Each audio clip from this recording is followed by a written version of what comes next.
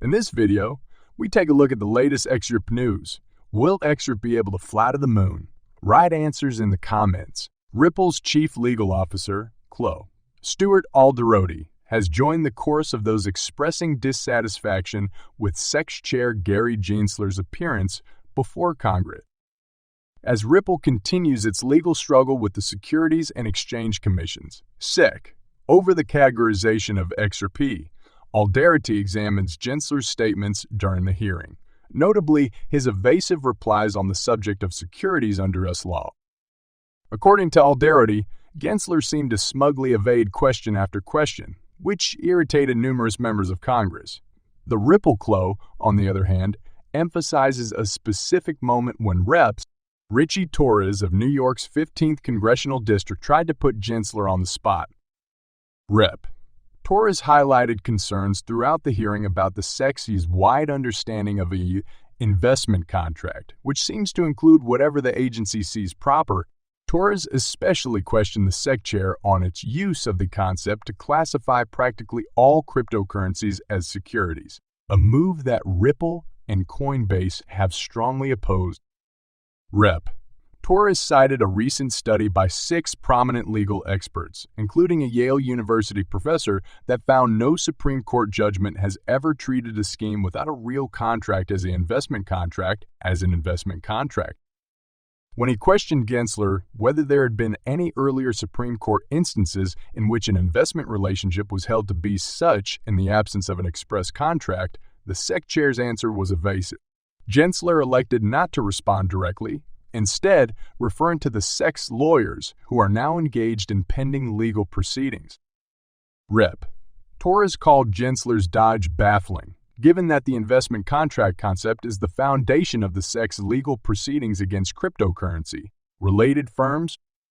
It remains to be seen if other cryptocurrency firms engaging in legal battles with the SEC would follow the congressman's logic in future court trials.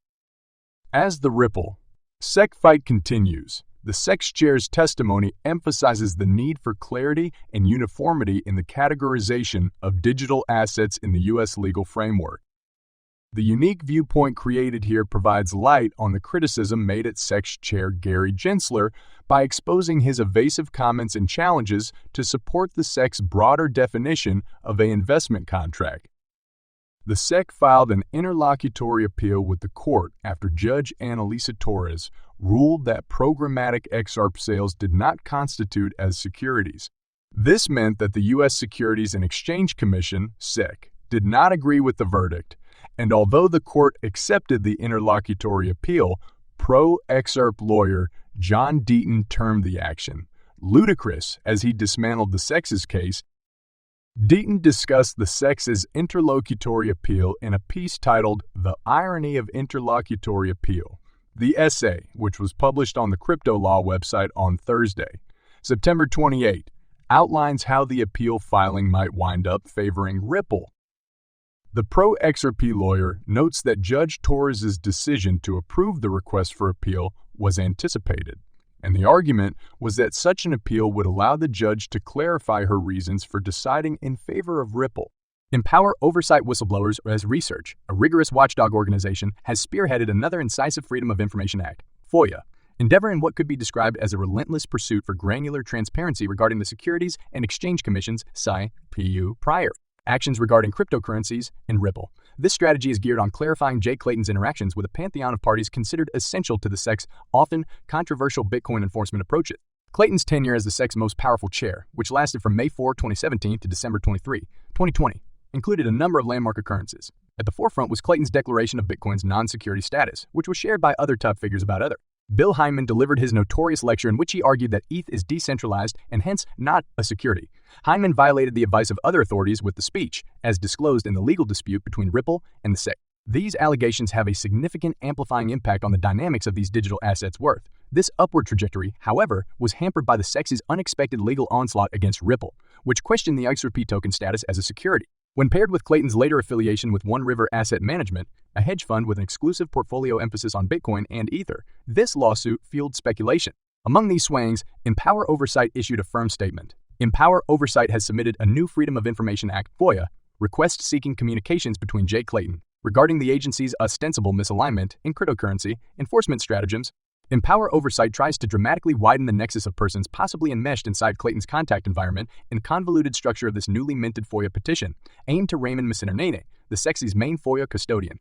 The database, which includes names like Jasmine Burgess and John D'Agostino, seeks to identify any hidden conflicts of interest entwined within Mr. Clayton's SEC stewardship. The whole issue has not gone ignored by crypto stakeholders. When I first raised the huge conflicts of interests, I was called a conspiracy theorist by many in the industry. Renowned Proc Sherp attorney John E. Deaton reminisced on X, previously Twitter.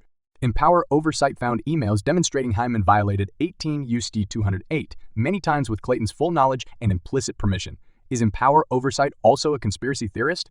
Let's not forget, Clayton was the only commissioner to see and read the draft speech before it was delivered, Deaton said. Hyman did not transmit a copy of the letter to Hester Pierce. That's correct, crypto. Mom was not informed about the most important speech in crypto history.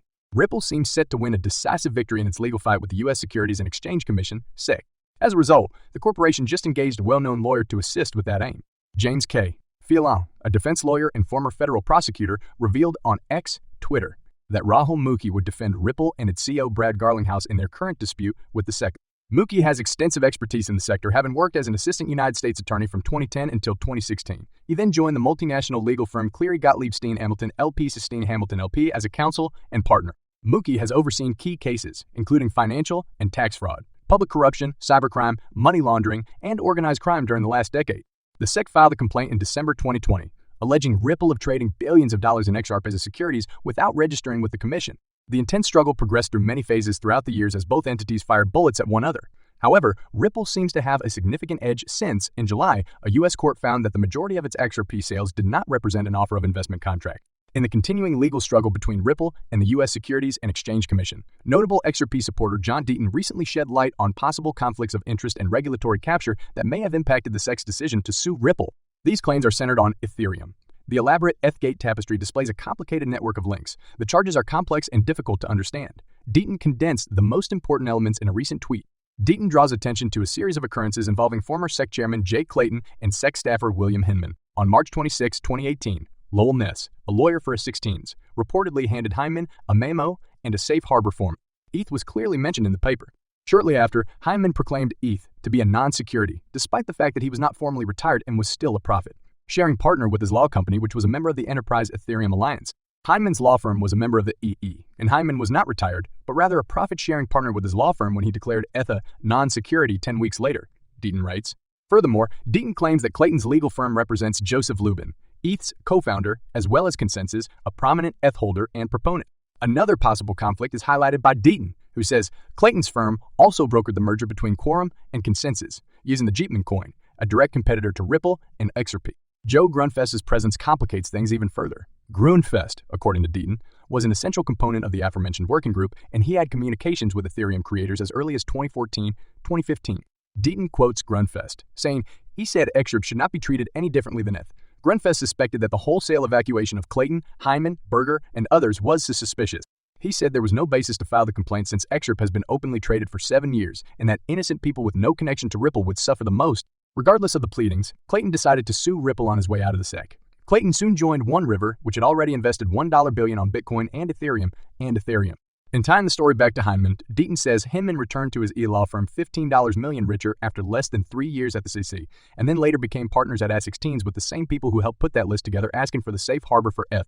Furthermore, Deaton doubts Hyman's adherence to directions, alleging that his own SEC emails prove Hyman ignored that instruction and violated 18 U.S.C. 203 times by meeting them. Deaton's disclosures are noteworthy, implying improper actions and relationships inside the SEC at the time of Ripple's complaint filing. As of the time of publication, neither the SEC nor the parties involved had issued any formal remarks in response to Deaton's charges. With the second deadline for the U.S. Securities and Exchange Commission's spot Bitcoin ETF set for the third week of October 2023, the focus is now on other key events affecting the crypto market. This might come up again at the forthcoming hearing in the context of the XRP lawsuit judgment, which classified token sales to regular customers as not securities.